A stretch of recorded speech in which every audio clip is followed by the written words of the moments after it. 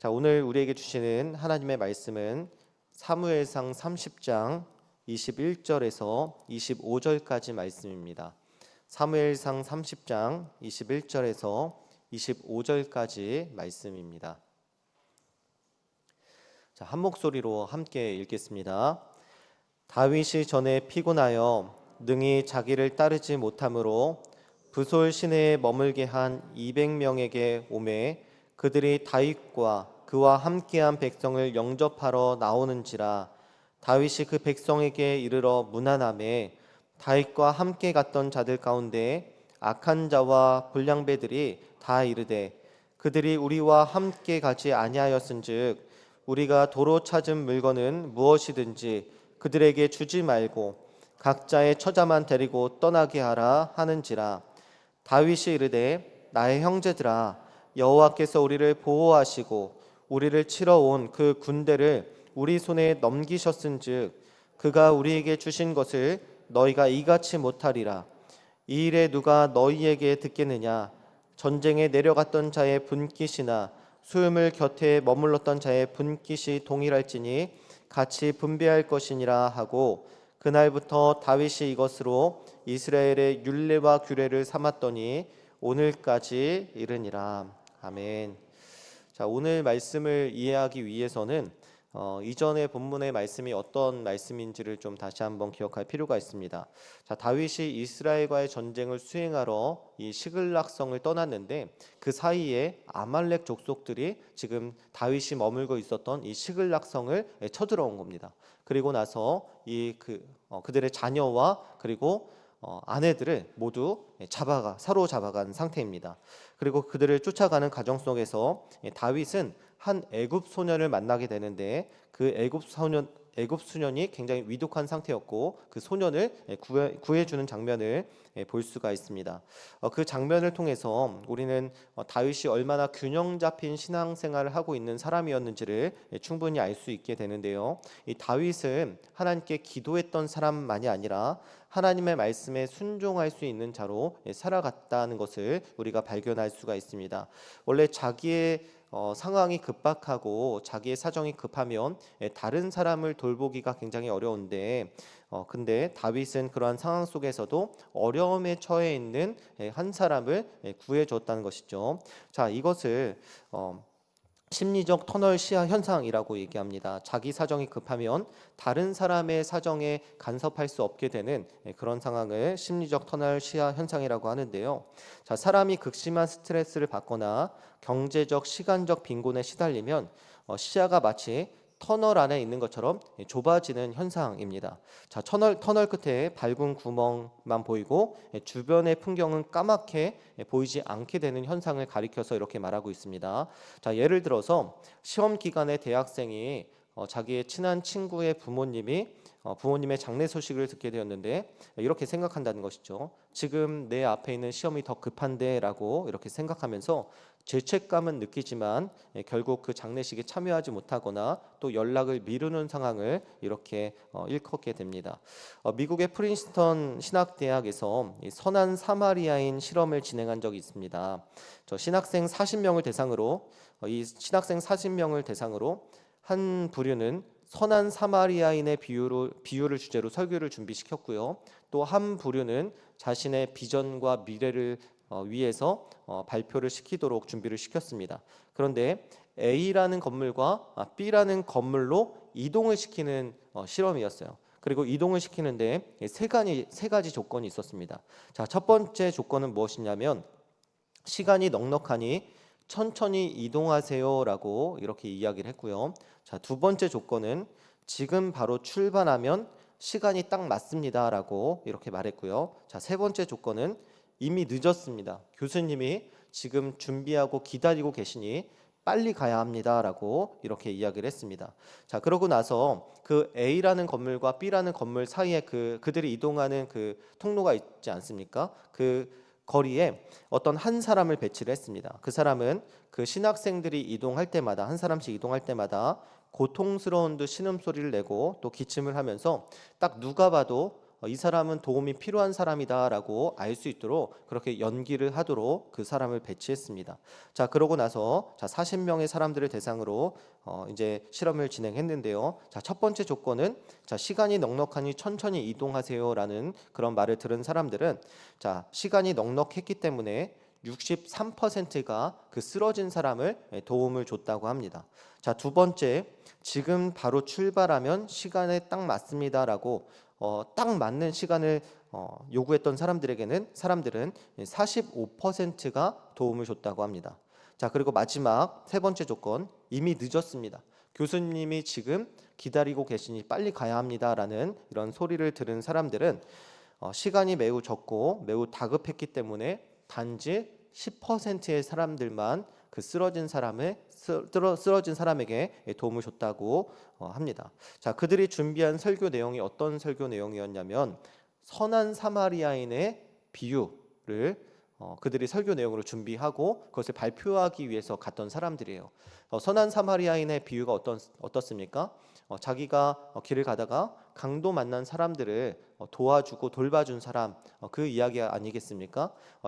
자기도 강도를 만날 수 있는 그런 상황 속에서 그 쓰러진 사람을 돌봐주고 자신의 물질을 투자해서 그를 낫게 하고 치료하는 그 과정을, 그 설교를 준비하고 그 설교를 하러 가는 과정인데, 마지막으로 자기가 시간이 너무 없다고 생각했기 때문에 그 사람을 돌봐주지 않고 단지 10%만 그 어려움에 처해 있는 사람을 도와줬다고 하는 것입니다. 자, 이 사실을 통해서 알 수 있었던 결론이 무엇이냐면, 인간이, 그 사람들이, 실험을 당한 사람들이 악해서 이웃을 돕지 못하는 것이 아니라 상황적 압박, 어떤 분주함이 우리의 도덕적 감수성을 마비시키고 있다라는 사실이 이런 실험을 통해서 어느 정도 결론이 도출이 되었습니다. 자, 그런데 제가 말씀드리고 싶은 것은 무엇이냐면, 다윗은 어땠느냐 하는 거예요. 다윗은 자신의 아내와 자녀들이 잡혀갔음에도 불구하고 그런 급박한 상황 속에서 쓰러진 애굽 소년을 도와주었다는 것입니다. 이것은 신앙의 영성은 단순히 기도를 많이 하는 것에 있지 않다는 것을 여러분들에게 말씀드리고 싶은 것입니다. 단순히 기도를 많이 하거나 말씀을 많이 읽거나 이것이 믿음이 좋은 기준이 되는 것이 아니라, 우리가 기도를 하고 말씀을 읽는 이유가 무엇에 있느냐를 우리가 알아야 된다는 것이죠. 그것은 무엇입니까? 이러한 급박한 상황 속에서도, 이러한 다급한 상황 속에서도 우리가 하나님의 말씀을 순종하고 그 말씀을 준행할 수 있도록 하는 것이 바로 하나님의 말씀이고 기도라는 거예요. 그래서 우리가 예배를 이렇게 많이 듣고 있지만, 하나님의 말씀을, 설교를 많이 듣지만, 그러나 우리의 삶 가운데 그 하나님의 백성으로서의 삶이 없다면 그것은 무엇을 의미하냐 하는 것입니다. 그러므로 우리가 기도 많이 하고 말씀을 보고 하나님의 말씀을 묵상하고 예배에 나와서 예배를 드리고 예배를 빠지지 않는 것, 설교를 듣는 것도 굉장히 중요하지만, 그러나 하나님의 백성으로서 결국 살아가는 것이 우리의 삶에 굉장히 자연스러운 삶의 조화를 이루어야 된다는 것을 여러분들의 말씀을 드리고 싶습니다. 자, 오늘 말씀에서도 보면 사무엘상 30장 22절의 말씀을 보면 이렇게 기록되어 있습니다. 제가 읽어드리겠습니다. 다윗과 함께 갔던 자들 가운데 악한 자와 불량배들이 다 이르되, 그들이 우리와 함께 가지 아니하였은즉 우리가 도로 찾은 물건은 무엇이든지 그들에게 주지 말고 각자의 처자만 데리고 떠나게 하라 하는지라. 자, 다윗이 자신들의 아내와 또 자녀들을 잡아간 아말렉 사람들을 쫓아갈 때 600명의 사람들이 쫓아갔는데, 그 중에 너무나 다급하게 강행군으로 쫓아갔기 때문에 200명의 사람들이 낙오하고 400명의 사람들만 쫓아갈 수 있었어요. 그리고 그 400명의 사람들이 전쟁에 승리해서 잡혀갔던 아내와 자녀들을 다시 되찾고 모든 물건을 되찾고 그들의 전리품을 가지고 돌아오는 장면입니다. 그런데 이 400명의 사람들, 끝까지 쫓아가서 승리했던 그 사람들이 다시 성으로 돌아와서 그 나머지 200명의 사람들에게 지금 뭐라고 말하고 있냐면, 그들의 처자식들은 주되 우리가 찾은 물건은 주지 말자라고 지금 이렇게 이야기를 하고 있는 것입니다. 자, 어떻게 보면 세상적인 원리에서, 세상적인 기준에서 이것은 틀린 말이 아닙니다. 똑같이 힘든데 누구는 끝까지 포기하지 않고 누구는 끝까지 쫓아가서 목숨을 걸고 이 모든 일을 행했는데, 어떤 사람은 그렇게 하지 않았다는 거예요. 세상적인 기준과 원리에서는 당연히 끝까지 쫓아가서 자신의 목숨을 걸고 그 물건을 도로 찾은 사람들이 이 모든 것을 가져도 할 말이 없는 상황이라는 것입니다. 이것이 지극히 세상적인 기준에 부합한 원리라는 것이죠. 그러나 이것은 성경적으로 봤을 때 지극히 자기 중심적인 생각이라는 것입니다. 제가 토요일 새벽에 말씀을 드렸는데 다윗과 그 무리들이 아말렉 사람들로부터 이 모든 것을 되찾을 수 있었던 이유와 동기와 원인이 어디 있었냐면 바로 전적인 하나님의 은혜였다는 것입니다. 자, 첫 번째로 어떤 일이 있었냐면 다윗이 전쟁에 참여하지 않았기 때문에 아내와 자녀들이 잡혀간 것을 일찍 발견할 수 있었고, 그래서 쫓아가서 이 모든 것을 되찾을 수 있었던 것이 하나님의 은혜였습니다. 자, 둘째로 아말렉 사람들이 성읍을 불태웠지만 한 사람도 죽이지 않고 모두 다 사로잡아갔기 때문에 한 사람도 상하지 않았던 것이 하나님의 은혜였고요. 자, 세 번째로 다윗이 하나님께 기도했을 때 하나님께서 그 기도에 즉각적인 응답을 주셔서 그가 확신을 가지고 쫓아갈 수 있었던 것이 하나님의 은혜였습니다. 네 번째로 아말렉 사람들을 쫓아가다가 그들이 버린 애굽 소년을 만날 수 있었던 것이 하나님의 은혜였고요. 다섯 번째로 어떤 것도 잃어버리지 않고 사로잡혀간 모든 것들이 한 사람도 상하지 않고 모두 되찾을 수 있었던 것이 바로 하나님의 은혜였습니다. 자, 23절에 보면은 23절에 지금 다윗이 뭐라고 말씀하고 있냐면, 뭐라고 고백하냐면, 자, 이렇게 고백합니다. 제가 읽어드릴게요. 다윗이 이르되 나의 형제들아, 여호와께서 우리를 보호하시고 우리를 치러 온 그 군대를 우리 손에 넘기셨은즉 그가 우리에게 주신 것을 너희가 이같이 못하리라. 자, 다윗이 이 고백에서 세 가지에 대해서 분명하게 고백하는 것을 볼 수가 있습니다. 자, 첫 번째로 뭐라고 고백했냐면 여호와께서 우리를 보호하셨고라고 지금 고백하고 있습니다. 그동안 너희가 아말렉 족속과 싸워서 한 사람도 다치지 않은 것, 그리고 우리의 자녀와 우리의 아내들이 붙잡혀 갔지만 그들이 한 명도 상하지 않은 것은 다 하나님께서 우리를 보호하셨기 때문이야 라고 지금 이렇게 고백하고 있는 것입니다. 자, 두 번째 고백은 무엇이냐면 우리를 치러 온 군대를 우리의 손으로 넘기셨다라고 고백하죠. 자, 우리가 전쟁을 해서 그들을 이길 수 있었던 것도 누가 개입하셨고 누가 역사하셨기 때문이냐? 바로 하나님께서 우리의 전쟁 가운데 역사하셨기 때문에 우리가 그들을 이길 수 있었다라고 지금 또 다윗이 고백하는 것입니다. 자, 세 번째 무슨 고백이 있습니까? 그가 우리에게 주신 것이라고 이렇게 말씀하고 있어요. 이 모든 것을 되찾을 수 있었던 이유가 어디에 있냐면 하나님께서 우리의 모든 과정 가운데 개입하셨고 은혜를 내려주셨기 때문에 이 모든 것을 하나님께서 우리에게 주셨다라고 다윗이 지금 고백하고 있는 것입니다. 그러니까 아말렉 족속으로부터 모든 것을 되찾을 수 있도록 하신 것이 누구냐 했을 때 바로 하나님께서 이 모든 것을 주도해 가셨다, 주권적으로 역사하셨다, 하나님께서 은혜를 내려주셨다라고 지금 다시 고백하는 것입니다. 하나님께서 처음부터 지키시고 대적들을 물리치시고 모든 것을 되찾을 수 있게 하셨다는 것입니다. 여러분, 이것이 바로 믿는 자의 고백이 되어야 한다는 것입니다. 우리의 인생에 있어서, 우리의 삶에 있어서 모든 것이 하나님으로부터 비롯되었습니다. 모든 것을 하나님께서 하셨습니다라는 고백이 바로 우리의 고백이 되어야 한다는 것입니다. 자, 다윗은 이 모든 상황에 하나님의 은혜가 깊숙이 개입되었다는 것을 잘 알고 있었습니다. 하나님께서 은혜를 주셔서 이 모든 것을 도로 찾을 수 있었다는 사실을 다윗은 너무나 잘 알고 있었습니다. 그렇기 때문에 이렇게 고백할 수 있었던 것이죠. 그런데 400명의 사람들은 22절에 보니까 자, 뭐라고 말하고 있냐면 우리와 함께 가지 아니하였은즉 우리가 도로 찾은 물건이라고 지금 고백하고 있습니다. 자, 우리라는 단어를 계속 사용하는 것을 볼 수 있죠. 다윗은 하나님께서 이 모든 것을 하셨다라고 고백했는데 지금 400명의 사람들은 어떻게 생각하고 있는 것입니까? 우리가 했다, 우리가 도로 찾았다, 우리가 도로 찾은 물건이다라고 지금 이렇게 말하고 있다는 것입니다. 그래서 22절에 그 400명의 사람들을 성경은 뭐라고 표현하고 있습니까? 악한 자와 불량배들이라고 표현하고 있는 것입니다. 자, 그들이 도로 찾은 물건을 200명의 사람들에게, 낙오했던 200명의 사람들에게 나눠주냐 나눠주지 않느냐의 문제가 아니라는 거예요. 무엇이 문제냐면 이 모든 상황들을 자신이 해냈다라고 생각하는 것이 이들의 문제였다는 것입니다. 하나님이 다 주셨고 하나님이 다 해결해 주셨는데 이 모든 공로가 우리의 것이라고 생각하는 것이 그들의 문제였다는 것입니다. 그들이 아무리 힘든 상황을 이겨내고 아말렉을 쫓아갔든, 그리고 목숨을 걸고 아말렉 족속과 싸웠든, 모든 물건을 도로 찾았든, 그들이 어떠한 노력을 했든 그 모든 것은 하나님의 은혜로 비롯되었던 것인데, 하나님께서 도와주셔서 이 모든 것이 가능하게 된 것인데, 그들이 우리가 했다라고 얘기했기 때문에, 우리가 도로 찾았다라고 얘기했기 때문에 하나님 보시기에 그들이 악한 자와 불량배가 될 수밖에 없었다는 것입니다.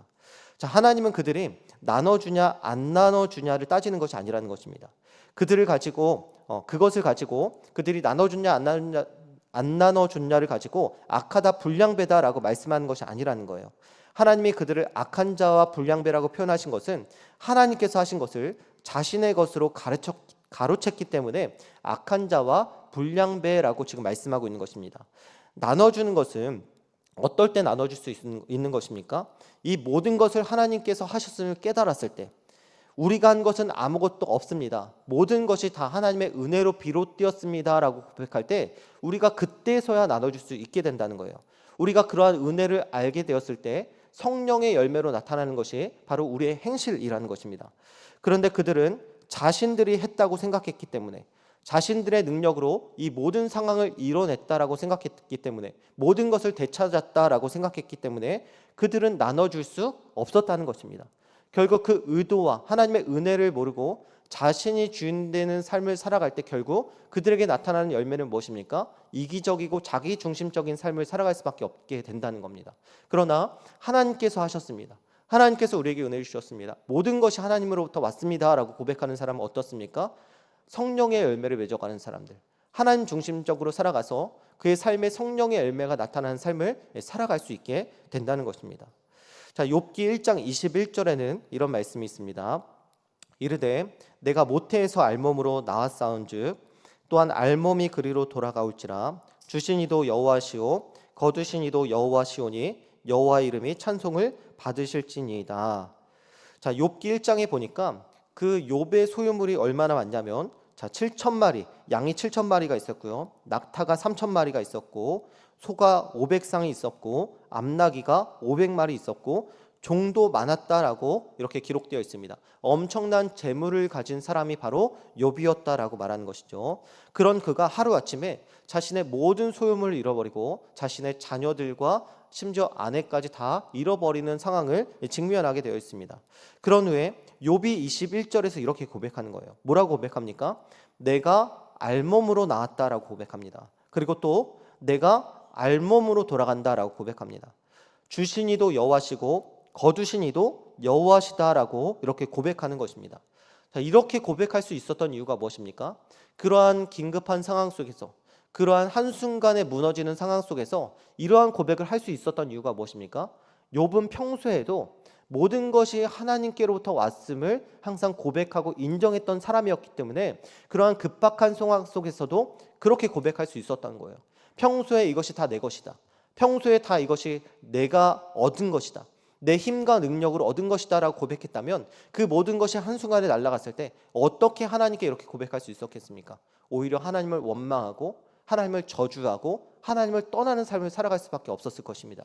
그러나 내가 알몸으로 나왔고 또한 알몸으로 돌아간다는 사실을 알고, 우리에게 주신 이도 여호와시고 거두신 이도 여호와시라는 사실을 날마다 알고 있었고 날마다 입으로 고백했고 그것을 인정하는 삶을 살았기 때문에 그러한 어려운 상황 속에 닥쳤을지라도 그는 모든 것이 하나님께로부터 주어졌습니다 라는 고백을 할 수 있었다는 것입니다. 자, 우리가 태어날 때 우리가 무엇을 가지고 태어날 수 있습니까? 그렇지 않다는 것이죠. 우리가 죽을 때 어떤 것을 가지고 돌아갈 수 있습니까? 그렇지 않다는 것입니다. 우리가 대한민국에 태어난 것, 우리가 남자 혹은 여자로 태어난 것, 그리고 이만한 키와 성격과 건강을 가질 수 있었던 것, 우리가 우리의 부모님을 만날 수 있었던 것, 모든 것은 내가 결정한 것이 하나도 없다는 거예요. 다 누구로부터 주어진 것입니까? 하나님으로부터 주어졌다는 거예요. 실제적으로 우리의 삶은 우리가 내 삶처럼 내 것처럼 여기지만 모든 것은 다 하나님으로부터 주셨고 하나님께서 우리에게 주셨다는 것입니다. 그래서 우리는 단 한마디도 이 400명의 악한 자 불량배처럼 내가 도로 찾았다라고 이렇게 고백할 수 없다는 것입니다. 왜냐하면 모든 것이 다 하나님께로부터 왔기 때문이라는 거예요. 우리의 인생 속에서 얼마나 많은 상황과 부분에서 우리가 하나님 이것은 내 것입니다, 내 것입니다 라고 이렇게 주장하고 살아가고 있습니까? 얼마나 많이 하나님이 하셨습니다라가 아니라 내가 했습니다라고 이렇게 고백하고 살아가고 있습니까? 여러분, 모든 것은 다 하나님이 하셨습니다. 여러분, 모든 것은 다 하나님께서 우리에게 주셨습니다. 우리의 인생은 누구의 것이냐면 내 것이 아니라 바로 다 하나님의 것입니다. 여러분, 깨닫지 못하는 자는 계속해서 우리가 도로 찾았다라고 악한 자 불량배처럼 고백할 것입니다. 그러나 깨닫는 자는, 하나님의 은혜를 경험한 자는 여호와께서 우리를 보호하시고 우리를 치러 온 그 군대를 우리의 손에 넘기셨은즉 그가 우리에게 주신 것이라고 다윗처럼 그렇게 고백할 것입니다. 여러분, 우리에게 주신 것, 우리가 이뤄낸 것이 아니라, 내가 했다라는 고백이 아니라 하나님께서 하셨다, 하나님께서 주셨다, 하나님께서 보호하셨다, 하나님께서 인도하셨다, 하나님께서 이끌어 주셨다라는 고백이 우리의 고백이 되어야 될 줄로 믿습니다.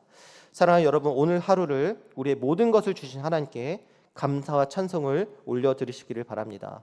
하나님께서 은혜로 우리에게 모두 다 주셨습니다. 여러분들이 하나님께서 모든 것을 주셨음을 믿고 모든 것을 우리에게 이루어 주셨음을 믿고 예수 그리스도를 통해서 그 구원까지도 우리에게 이루셨음을 여러분들이 믿으시고 오늘 하루 하나님께 감사와 찬송을 올려드리는 여러분들의 삶이 되시기를 이 시간 예수님의 이름으로 축복합니다. 우리 다시 한번 여러분들에게 말씀드립니다. 7시에 은평교구 협의회 모임이 있습니다. 그래서 여러분들 바로 최대한 신속히 출차를 부탁을 드립니다. 자, 이 시간 기도할 때 하나님, 모든 것이 하나님께로부터 왔습니다. 모든 것이 하나님의 은혜입니다. 제 인생의 주인은 제가 아니라 모두 하나님이십니다 라는 고백을 가지고 하나 이 시간 주여 한번 외치고 함께 기도하겠습니다.